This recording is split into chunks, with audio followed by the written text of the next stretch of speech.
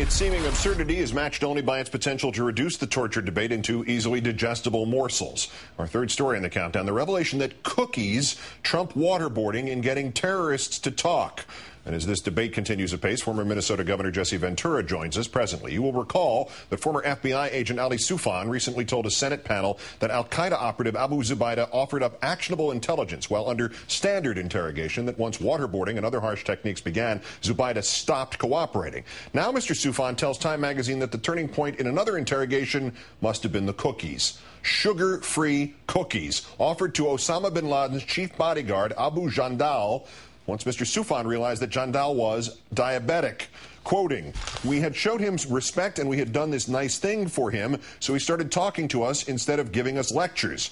And bear in mind that Jandal was being interrogated in the week after the 9/11 attacks. Initially, Jandal had refused to even look interrogators in the eye. He railed against the evils of the West, but after the cookies, quote, he could no longer think of us as evil Americans, according to Soufan. Now he was thinking of us as human beings.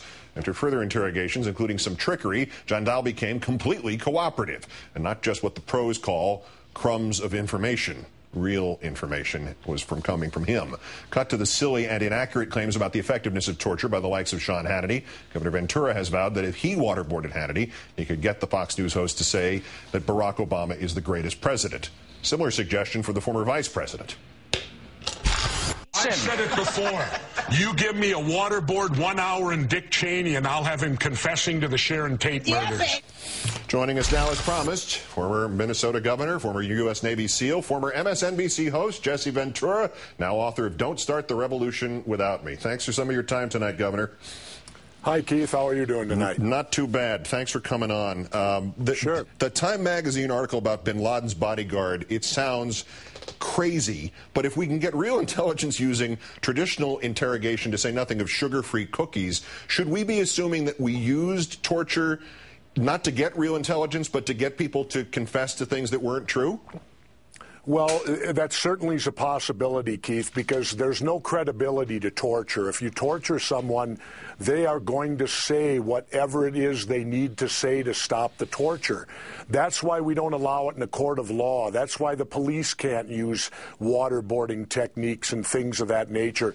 It is brutal torture. I've been waterboarded, and I'm a former competitive swimmer. And I'll tell you what, Michael Phelps couldn't stand up to waterboarding because it gives you this sensation of drowning, and we as swimmers would be far more accustomed to it than the average person would.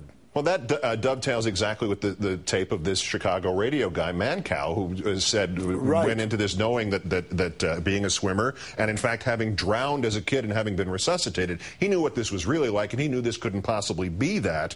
He lasted 6 seconds. He said, not only is it torture, not only is it drowning, it's death. It's being undersold. How does something like what he did impact this debate, such as it is?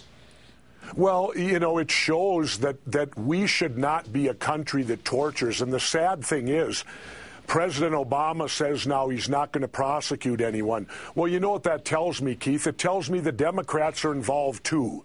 They may have not ordered the torture, but they certainly knew it was going on. They did nothing to stop it. Whenever government says to you it's time to move on, you can rest assured the two parties are both involved, because both of these parties make their decisions to try to strengthen their parties. If there were no Democrats involved, you would see the Democrats prosecute the Republicans on this one. The experience of watching somebody who was adamant that this was not torture get a quick conversion.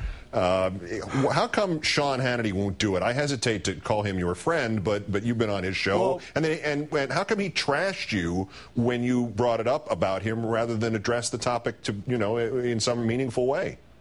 Well, I don't know, because there's no right in torture. Torture's against the law.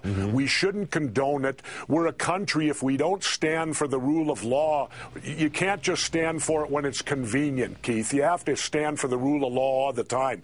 They have nothing to stand on. So that's just, you know, That's just creativity in entertainment of the news. Hannity says he could be waterboarded. There's no doubt in my mind Hannity wouldn't last 30 seconds. I can't last 30 seconds to waterboarding. And I've been through BUDS, basic underwater demolition SEAL training.